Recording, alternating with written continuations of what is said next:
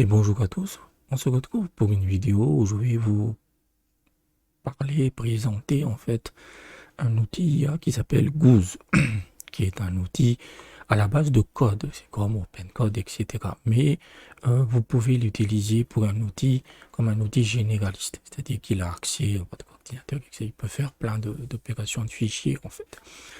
Et le pire, c'est que même s'il est conçu pour le code, il est fait pour ça en fait, parce qu'il est meilleur en fait pour les tâches un peu généralistes, automatisation, etc. En tout cas, je vous montre comment moi je l'utilise.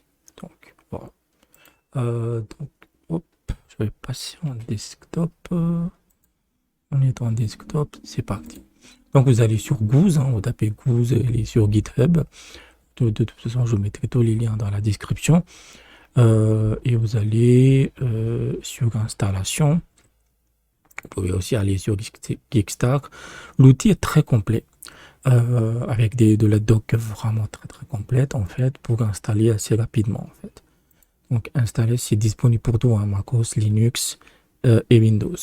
Le truc avec Goose en fait, c'est qu'il est disponible en CLI, mais également en desktop. Voilà, en sachant que les deux sont indépendantes. Mais si en fait, moi j'ai installé les deux. Moi j'ai installé les deux en fait, et si je mets, par exemple, configure pour configurer, voilà. Vous voyez, je l'ai en CLI et en desktop. Il faut comprendre que si vous installez en CLI et desktop, je l'ai aussi en desktop, c'est ce qu'on va surtout utiliser. Les configurations, il faut les faire en CLI parce que je ne sais pas pourquoi, mais c'est pas répercuté directement dans le desktop. Voilà. Par exemple, si vous configurez un nouveau fournisseur, il faudra le faire dans le CLI pour qu'il soit reflété dans le desktop. C'est un peu bizarre en fait. Donc voilà, vous installez les deux ou voilà. Moi, je recommande d'installer les deux. Donc c'est disponible pour tout, hein.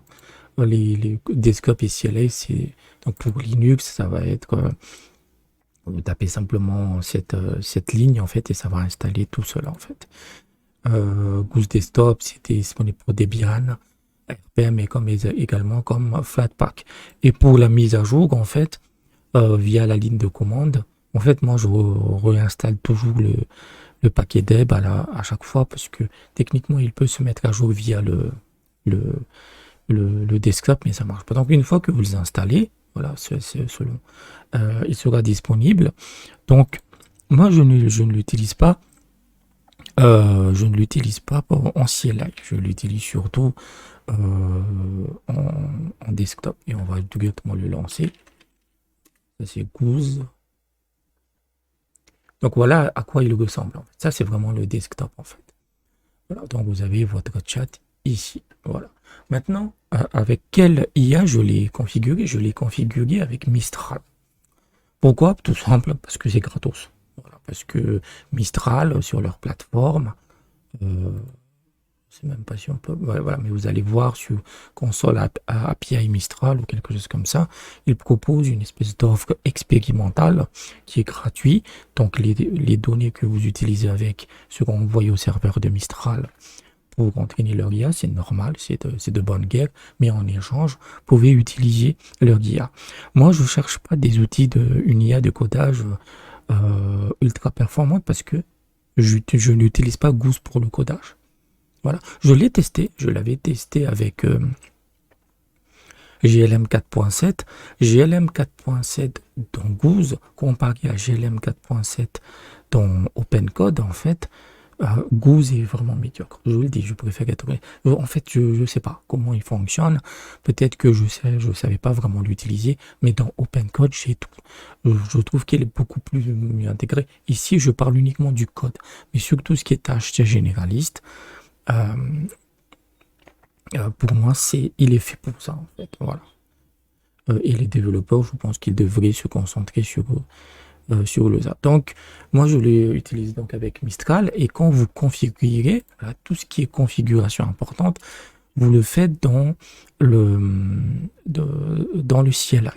Donc, vous avez le setting ici. Je vais vous montrer pourquoi aussi, pourquoi Goose est vraiment est très intéressant parce qu'il supporte énormément de fournisseurs différents.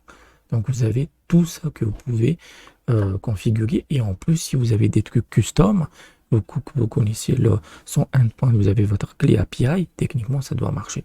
Par exemple, ZAI, donc GLM, hein, il n'était pas présent, donc je l'ai configuré. Donc vous avez tout et n'importe quoi. Vous avez du Anthropic, Amazon Bedrock, etc.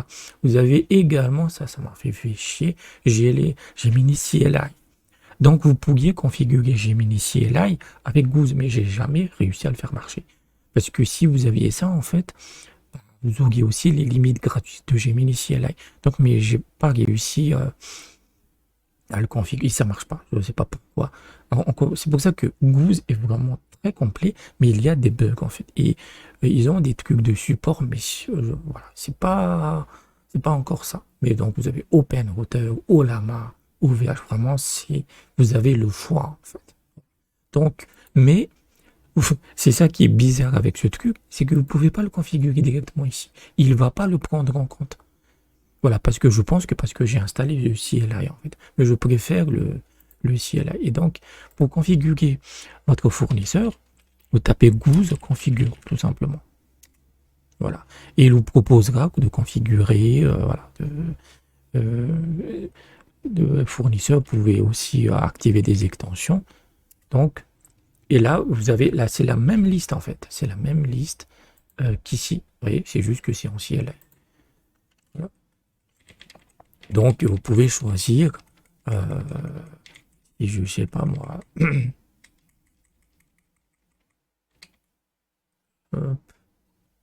DeepSeek, etc. Moi, j'ai déjà que Mistral est directement disponible, donc vous cliquez sur Mistral, voilà. Et comme moi j'ai déjà fait, en fait, il détectera que vous avez déjà fait, etc. Mais honnêtement, c'est très facile. Vous suivez simplement les instructions à l'écran. Une fois que vous les avez configurées, c'est ensuite que vous lancez le desktop pour qu'il prenne en compte en fait les réglages que vous avez fait. Voilà. Un peu bizarre, mais c'est comme ça. Donc moi j'ai choisi Mistral Large. Généralement, Mistral va vous recommander Mistral Medium, qui est vraiment très bon parce qu'il allie vitesse et performance. En fait, il est assez rapide, large et un peu plus long. Voilà. Et donc, qu'est-ce que vous pouvez faire? Donc, on va aussi voir les extensions. Donc, il y a aussi des extensions que vous pouvez... voilà. Vous avez évidemment les skills. Vous pouvez faire des skills. Vous pouvez de l'auto-visualisation. C'est grosso modo, c'est la visualisation de vos données en fait. Voilà. Donc, vous lui fournissez un tableau, il va le faire en mode graphique en fait. Si vous créez des applications, donc vous faites du codage, en fait, ça va apparaître dans App ici, en fait. Voilà. Vous avez aussi d'autres extensions que vous pouvez télécharger. Par exemple, si sur leur site, vous avez vraiment une masse énorme d'extensions. Voilà. Vous avez pour du blend, vous pouvez même faire du Blender, etc. C'est assez impressionnant. Vous avez du Happify, Chrome Dev Browser Base, ou Context 7, etc. Vous avez vraiment un max de trucs. Voilà. Mais après, encore une fois, il y a des trucs qui vont pas marcher, etc. Je trouve que parfois il est bugué. Alors, qu'est-ce que vous pouvez faire ce que vous voulez en fait? Vous pouvez aussi le scheduler, c'est-à-dire que vous avez une tâche et vous voulez que ça fasse cette tâche à des intervalles réguliers, tous les jours à telle heure, en fait, vous pouvez le faire ici. Donc, on va montrer après je vais montrer après les récipes. Donc voilà. Et il vous donne déjà, par exemple, organiser des photos en My Desktop. Voilà. Vous pouvez vraiment lui faire, vous pouvez commander votre ordinateur avec. Donc, ce que je vais faire, juste une petite, il y a sur le bureau, ce que je vais lui demander sur le bureau, créer un dossier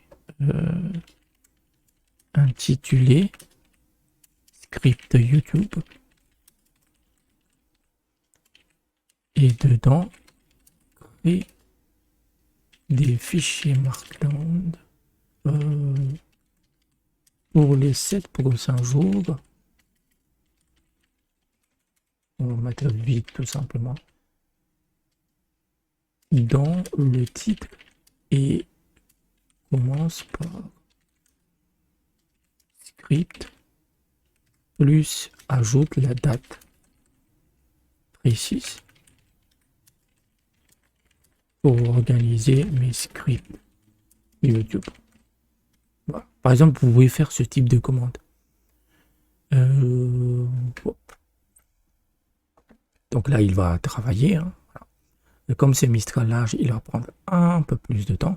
Donc voilà. Donc il a déjà commencé, donc il crée le fichier, il a créé les scripts. Voilà. Et si je regarde ici, voilà, vous avez les scripts. Vous voyez où est-ce qu'il est? Voilà. Et il a créé les scripts avec les dates. Voilà. Moi, c'est ça, en fait, qu'il faut regarder. On va les supprimer. Donc, vous pouvez faire ce genre de choses, en fait. Et pour moi, c'est vraiment cool parce que il a accès. Après, en termes de permission, comment vous définissez les permissions? Vous le faites ici, en fait. Donc, ici, c'est votre modèle, juste en bas là. Et si vous utilisez une IA payante, le coût, en fait, sera ici et l'autonomuse ici. Donc, vous avez différents modes de permission. Pour moi, c'est toujours pas passer sur autonome. Vous avez manuel, smart, chat only, mais autonome, c'est voilà, c'est le plus intéressant.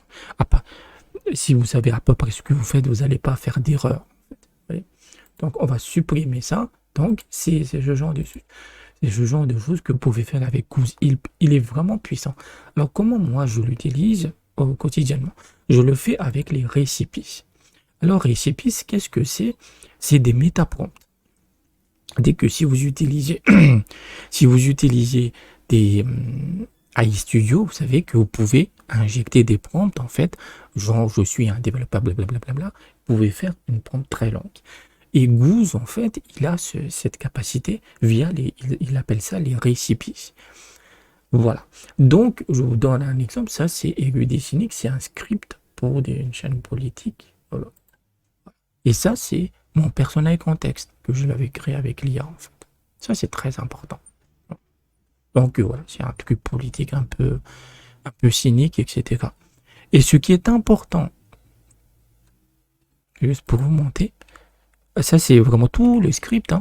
Voilà comment il doit créer le script, etc. Sauvegarde du résultat obligatoire. Je l'ai mis à la fin. Instruction finale très important. Une fois le contenu généré, tu dois toujours copier le résultat final, script là en plus script. On va juste. On va le faire plus comme ça. Dans un nouveau fichier Markdown, dans le dossier, là, je lui donnais ce dossier-là. Le nom du fichier doit refléter le titre du script. Grosso modo, une fois que je lance le script, en fait, cette recette, le script, il ne sera pas uniquement dans le chat, il sera dans un fichier. Et pourquoi je lui ai mis un fichier Markdown? Pour que je puisse l'ouvrir dans Obsidian. Voilà, pour ceux qui utilisent les Markdown. Donc, voilà, c'est multipolaris. Donc, voilà, là, il y a bien, il y a juste musique, mais bon, il n'y a pas de fichier ouvert. Ça, tu dégages, voilà. Donc, c'est pour vous montrer comment ça marche, en fait. Donc là, je l'ai fait. Je vais enregistrer et lancer le script. Donc, il vous demandera, comme j'ai modifié le script un peu, il vous demandez est-ce que vous faites confiance à cette récipe, parce que les récipes, les recettes, en fait, vous pouvez en télécharger aussi sur le web, mais faites très gaffe. Hein. Mais ça, c'est moi qui l'ai conçu. Donc, il est conçu et on va dire que c'est un chat, mais il a tout le système prompt que je lui ai fait. Donc, on va prendre n'importe quel.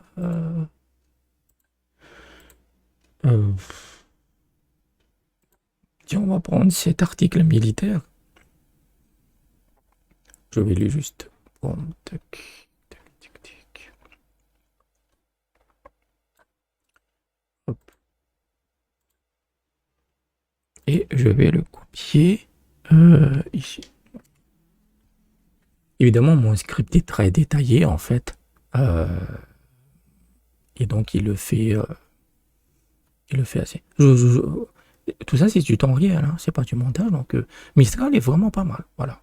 Après, je trouve que, en fait, comme c'est de l'écriture, en fait, pour moi, Mistral me suffit. Voilà. Donc, il est en train de créer. Il est en train de créer et je pourrais faire un script. C'est pour ça que, en fait, la capacité que vous devriez, comment je dirais, la compétence que vous devriez vraiment euh, maîtriser en tant quel que soit l'IA, hein, je parle vraiment en termes général, c'est les systèmes prompts en fait, le truc que j'ai montré avec les récipients. Voilà. Voilà, il crée les titres parce que je lui ai appris à le faire en fait. Donc, il est toujours en train de créer, hein. Voilà. C'est ça, hein, un prompt vraiment abouti, il me crée tous les prompts images, etc. Donc, Goose, sur ça, en fait, si j'ai beaucoup de scripts en temps, en fait, je vais que prendre l'article source, je peux aussi écrire mon texte avec un peu brouillon, un peu n'importe quoi, et lui, il va le faire de manière ultra détaillée. Vous voyez, sauvegarde du résultat obligatoire. Voilà. Ah, il le fait 2 fois. Est-ce qu'il a créé? Non. Ah, il est obligé. Ah oui, il est obligé. Pourquoi il le sauvegarde pas? Et pas mal de temps, il a pu créer le fichier. Vous voyez, donc, ça c'est le dossier Obsidian, il a parfaitement créé. Voilà. Et j'ai eu quelques erreurs, en fait, mais c'est lié aux limites de Mistral. Je pense que je passerai en médium, au Mistral médium, pour avoir des limites un peu plus grandes, parce que, voilà, mais là, soit ses capacités agentiques ne sont pas aussi bonnes que ça, en fait. Donc, mais le script, il l'a créé et il a pu le sauvegarder correctement. Voilà. Ça vous donne une idée en fait de l'aspect automatisation. Et en fait, tout dépendra de votre expertise sur la prompt. Donc maintenant que c'est fait, et une fois que c'est fait, en fait, vous pouvez euh, nettoyer la conversation. Je ne sais pas s'il y aura une erreur. Hop, voilà. Et c'est ça que j'apprécie, c'est qu'il a accès en fait à tout votre ordinateur si vous lui donnez la permission. Vous pouvez créer n'importe quel fichier en fait. Et là, j'utilise Mistral, mais si vous utilisez des IA plus puissantes, comme par exemple, moi j'utilisais pas mal GLM 4.7 qui excelle dans les capacités agentiques et les tool calling en fait, il est vraiment exceptionnel. Il est vraiment, vraiment exceptionnel. Donc, voilà, ça c'est les limites, en fait. C'est les limites d'utiliser des trucs gratuits. Mais ça vous permet d'avoir vraiment des prompts, en fait, que vous avez enregistrés, que vous avez passé du temps à développer et ils sont directement disponibles, en fait. Du moment que vous avez une IA disponible, ça marchera sur Goose. Et vu la liste des fournisseurs absolument insane, en fait, vous pouvez faire ce que vous voulez, en fait. Vous pouvez tester plein de choses. Vous pouvez tester différents IA, comment ils se comportent avec vos prompts, etc. Il y a un vrai truc à faire, en fait. Donc, je trouve que Goose, moi, vraiment, c'est mon outil quotidien. Parce que, voilà, je vais lancer mes scripts, je reviens plus tard et le truc est déjà sauvegardé, en fait. Donc, voilà, ça pour moi, c'est ce type d'outil, en fait, ça doit se généraliser parce que on va beaucoup plus aller au niveau des capacités agentiques générales plutôt que du simple codage. Ça, le codage, ça commence à atteindre un plateau. Donc, n'hésitez pas à tester Goose. Et encore une fois, il n'est pas parfait, il aura parfois des bugs de config, etc. Mais je trouve que c'est le meilleur outil actuellement dans ce domaine-là. Donc voilà, j'espère que vous avez apprécié la vidéo. On se dit à bientôt.